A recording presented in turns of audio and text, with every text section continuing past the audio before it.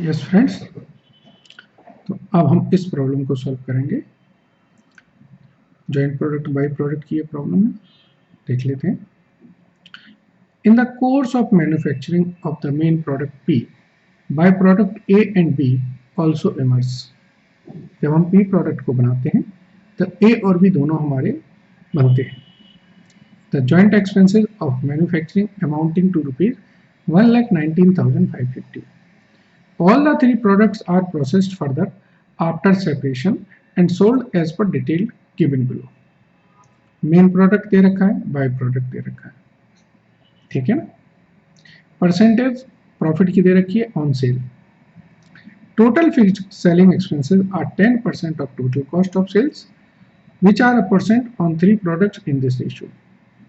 Prepare a statement showing the apportionment of joint cost to the main product and the two of byproduct. Okay, if the byproduct A is not subject to further processing, ये दूसरा question आ गया, and is sold at the point of separation for which there is a market at rupees 58,000 without incurring any selling expenses, would you advise its disposal at this stage?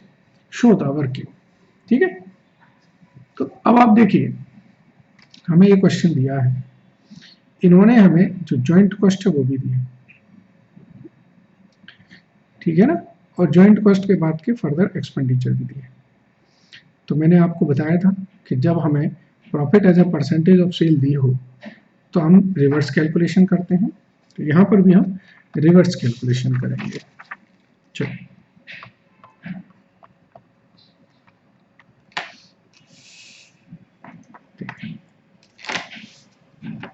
यहाँ पर हम बनाएंगे statement of showing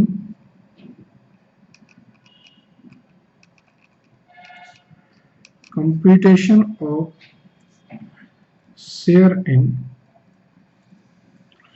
joint cost, ठीक है ना। यहां पर हम लिखते हैं मेन प्रोडक्ट P और यहां पर लिखते हैं हम बाय प्रोडक्ट, यहां पर लिखते हैं हम लोग A और यहां पर B, और ये हमारा टोटल है, सही। चलिए, सेल हमें दी हुई है कितनी कितनी है, 90 60 40,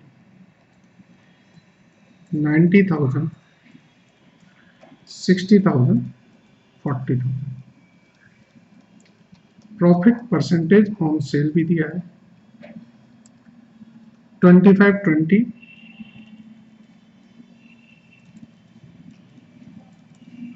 तो प्रॉफिट कितना हुआ 22,500, 12,000, 6,000, तो टोटल कॉस्ट कितनी हुई 67,500, 48,000, 34,000, ठीक है। चलिए, ये टोटल कितना है 1,90,000, ये टोटल हो गया 40,500, ये 1,49,500। अब यहां पर दिया इन्होंने सेलिंग एक्सपेंसेस है 10% of the total cost of sales, तो जो सेलिंग एक्सपेंसेस हैं वो कितने 10% ऑफ 1,49,500, और किस रेशियो में बांट रहा है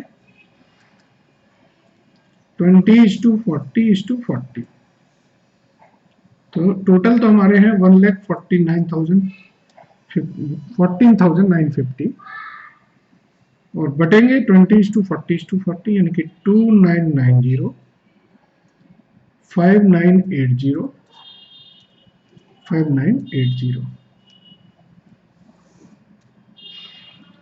तो ये हमारा, जब हम इसमें से इसको माइनस कर देंगे तो ये आएगा 1,34,550। अब इसको इसमें से माइनस करें तो ये आ जाएगा 64,510 42020 एंड 28020, ये टोटल कॉस्ट है। ये आ जाएगी आपकी total manufacturing cost, selling expenses हटके ना। अब इसमें से आप जो सेपरेट कॉस्ट थी उसको माइनस कर दें। ये थी हमारी 6000, 5000, 4000, तो ये आया 1,19,550। कुछ दिख रहा है, याद आ रहा है? ये देखो, ये 1,19,550 आ गया। और अलग अलग हम देखें तो ये आया 58510, 37020, 24020। ये क्या है? Share in joint cost. ठीक है, तो ये आपकी पहला पार्ट जो था शेयर जॉइंट कॉस्ट का, वो हमने कैलकुलेट कर दिया।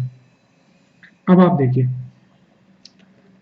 इन्होंने बोला if A is not subject to further processing, मतलब अगर हम ए को फर्दर प्रोसेस नहीं करें और इसको सिर्फ उसी पर भेज दें, स्प्लिट ऑफ पॉइंट पर भेज दें। ओके, देखें, if byproduct A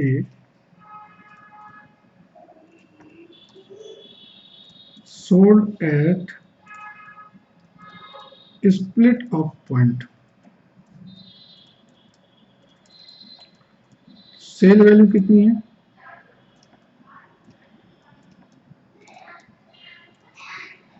split of point पर ये है मेरी 58,500। शेयर इन जॉइंट कॉस्ट ये 37,020, तो प्रॉफिट आया, profit eight split of point.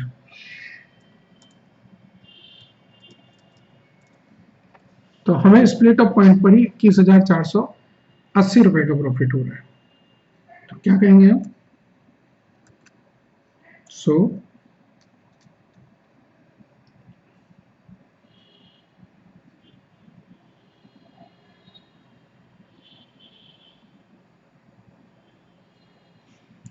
आगे लिखें, यहां पर profit of bye product A after further processing. अगर मैं फर्दर प्रोसेसिंग कर भी लेता हूं तो मुझे प्रॉफिट कितना मिल रहा है? 12,000। देखो ना, 12,000 ही प्रॉफिट मिल रहा है ना। तो क्या एडवाइजेबल है आपके हिसाब से? आप कहेंगे so it is better to sell by product A at split of point. ठीक है ना, as it gives more profit than profit after